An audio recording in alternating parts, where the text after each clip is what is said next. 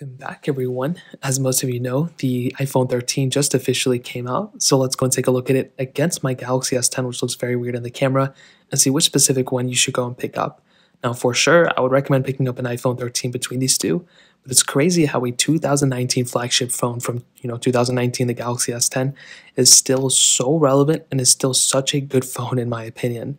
Now, if you want to pick up, the phones I'd recommend this year, links will be down in the description. You can get them from there and help support the channel at the same time. Now, side by side, what's very interesting between the two is that they both have pretty much the same exact size display, even though they're a little bit different. So the iPhone 13 has a 6.1-inch dynamic AMOLED display. The Galaxy S10 has actually this is a Super Retina XDR OLED display. The Galaxy S10 has a 6.1-inch dynamic AMOLED display. They're both at 60 Hertz, but when I look at them, right, and I kind of compare them, whatever, the Galaxy S10's display looks so much better at pretty much every single angle. First of all, I think the viewing angles definitely look much better. You have a fingerprint sensor in the display of the Galaxy S10, a curved panel, which some people may like, the hole punch display on the top right. But on top of that, you have, I guess, just a lot less bezel around it than even the iPhone 13, which looks crazy. I mean, when you look at them, the Galaxy S10 looks so much more better, which is so crazy. And this is a 1440p display. Samsung did a great job with this phone in terms of the panel, and I'm a huge fan of it. In terms of the thickness and thickness, kind of see that it's kind of the same thing going on. I mean, I definitely do think the iPhone 13 feels thicker, although the thickest point of the Galaxy S10 may be around the same as the iPhone 13. Now on the back, we have a very interesting type of setup. The Galaxy S10 has a triple camera setup. The iPhone 13 has a dual camera setup. They both have wireless charging. They both have glass backs, which feel the same. The Galaxy S10 actually has reverse wireless charging, though, which is pretty crazy. So you do have a little bit more capability with the Galaxy S10. But on top of that, IP certification on both. But on top of that, what's even crazier is if that wasn't already enough, the Galaxy S10 has USB Type-C and also a headphone jack, which is super crazy. But we also have a microSD card slot on the Galaxy S10 as well. So in my opinion, definitely when it comes down to both of these, I love the iPhone 13s, but the Galaxy S10 just makes it so easy to go ahead and just keep using. And I mean, it's crazy how good of a phone this is. Now, the main advantage of the iPhone 13, that covers it up in the body. The main advantage, though, of the iPhone 13 right now is the fact that it pretty much will continue to get software support for a very long amount of time. So whether you get this thing today or you get this thing, several years from now, it's still probably going to get software support, which is very important to understand. This phone will pretty much last forever. Unfortunately, with something like a Galaxy S10, it's it's definitely getting another version or two of software. I think it's going to get one more full version of Android after Android 12, but there's a chance it may not. It may stop at Android 12 as well. Who knows? I assume it may get another one because Google just increased their life cycle and Samsung increased their life cycle about a year ago. So I think Google may follow up with that. I'm not 100% too sure. If I had to guess, I think it would be something like that. But definitely right now, the iPhone 13 is winning that battle for sure. So in terms of software longevity and everything, the iPhone 13 definitely wins. Now let's go and do a speed comparison between both of these devices. Now the Galaxy S10 has that Qualcomm Snapdragon 855 chipset, and this model has 6 gigs of RAM, but they go up to 8 gigs. With the iPhone 13 has that Apple A15 Bionic chip inside of it with 4 gigabytes of RAM. So let's go see which one is the faster phone between both of these. Okay, there we go. I don't know why it's so blurry. It's very, very annoying. But let's go and hop out of all the apps in the background. So with this phone, we have some apps, and with this one, we have some apps too. So let's close all on the Galaxy S10, and the iPhone 13 is all cleared out. Let's get into it. Let's do phone calls. 3, 2, 1.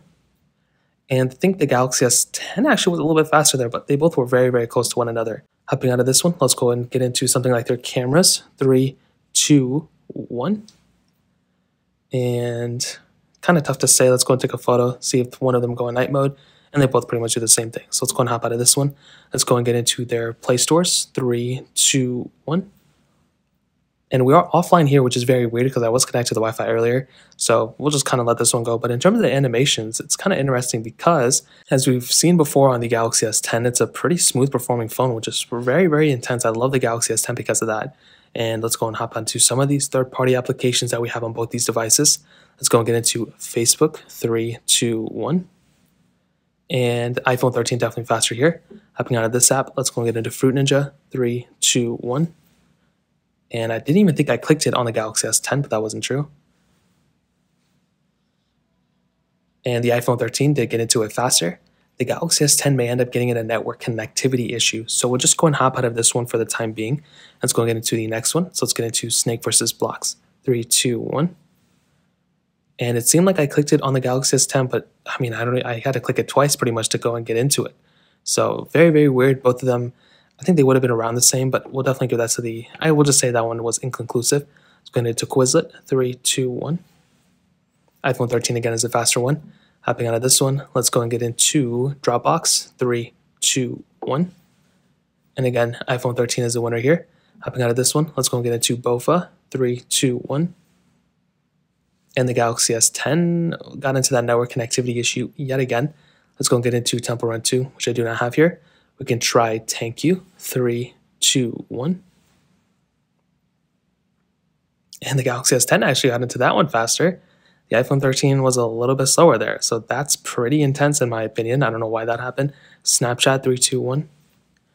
About the same thing, not a big difference there. Hopping out of this one, let's go and get into Facebook, which I think I already did 3, 2, 1.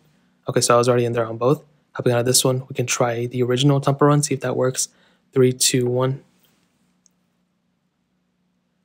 And it does look like the Galaxy S10 may be the faster one here. So we're seeing something pretty crazy. I was expecting the iPhone 13 to be dominating the Galaxy S10. I was expecting it to just be so much faster in every single area, but it doesn't really look like that's completely the case. It looks like between both, I don't know, it seems very, very close. I want to say that the Galaxy S10 may be a little bit faster here or there. Maybe not completely.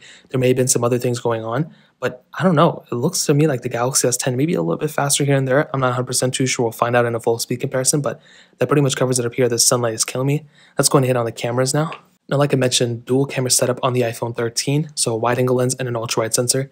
The Galaxy S10 has a triple camera setup, so wide, ultra-wide, and telephoto lens. Both can shoot 4K at 60 videos on the back, and both can do 4K at 60 on the front as well, which is a really cool and important thing. Now, in terms of the camera UI, is pretty much the same thing like I mentioned. I mean, you do have a lot more features built into the Galaxy S10, but the feature set are pretty much the same thing. So you have 4K at 60 like I mentioned. You do have that telephoto lens, which is something I really do like. So you have the ability of zooming out a lot. You can see my feet.